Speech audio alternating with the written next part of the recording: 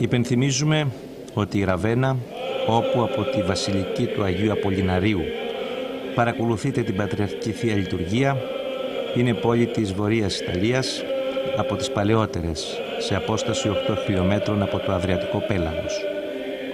Η σημερινή Πατριαρχική Θεία Λειτουργία τελείται στα πλαίσια των εκδηλώσεων του Συνεδρίου για την προστασία του περιβάλλοντος.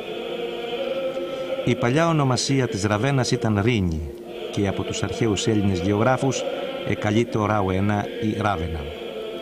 Ιδρύθηκε από απίκους Θεσσαλούς. Η πόλη απόκτησε σπουδαιότητα από το 38 π.Χ. όταν ο Αύγουστος την κατέστησε ναύσταθμον του κατά τον Αδρίαν Στόλου. Νέα περίοδος ακμής της Ραβένας σημειώθηκε επίσης το 402 μετά Χριστόν, όταν ο αυτοκράτορας της Δύσης Ονόριος την κατέστησε πρωτεύουσα του Δυτικού κράτους. Το 539 τη Ραβένα κατέλαβε ο Ιστουνιανός Βελισσάριος, οπότε και έγινε εξαρχία του Βυζαντινού κράτους.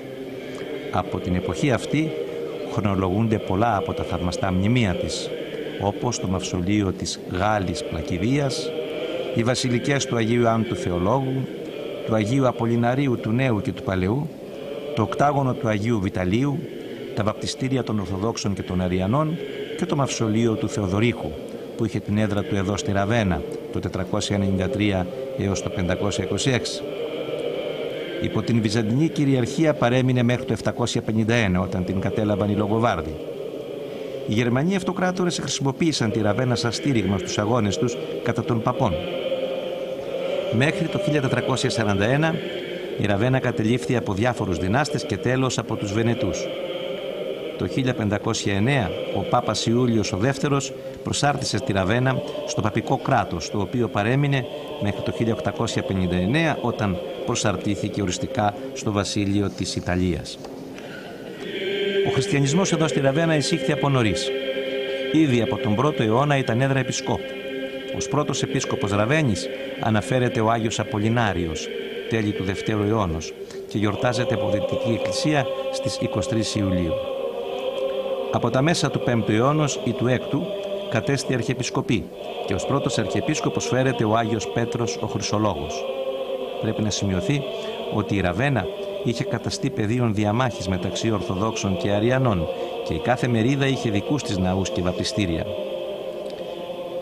Είπαμε ότι ο Άγιος Απολυνάριος ήταν ο πρώτος επίσκοπος Ραβαίνης και έλαμψε πιθανότατα κατά τα τέλη του 2ου αιώνος. Βάσει όλων των αγιολογικών πηγών μεταγενεστέρων του 7ου αιώνος, ο Άγιος Απολυνάριος τιμάται ως μάρτης, ενώ ο Πέτρος ο Χρυσολόγος ομιλεί περί της μνήμης του ως ομολογητού, αλλά εδώ πιθανόν ο Χρυσολόγος πρέπει να υπονοεί, λέγοντας ομολογητής, πρέπει να υπονοεί τον μάρτυρα. Κέντρο της προς αυτόν τιμής υπήρξε η Μεγάλη Βασιλική της Ραβαίνης, όπου σήμερα τελείται εδώ η Πατριαρχική Θεία Λειτουργία. Η Βασιλική καθιερώθηκε το 549 από τον Επίσκοπο Μαξιμιανό. Στις 23 Ιουλίου λοιπόν, όπως αναφέραμε, τιμάται η μνήμη του από τη Δυτική Εκκλησία μαζί με του ιερομάρτυρος Βιταλίου.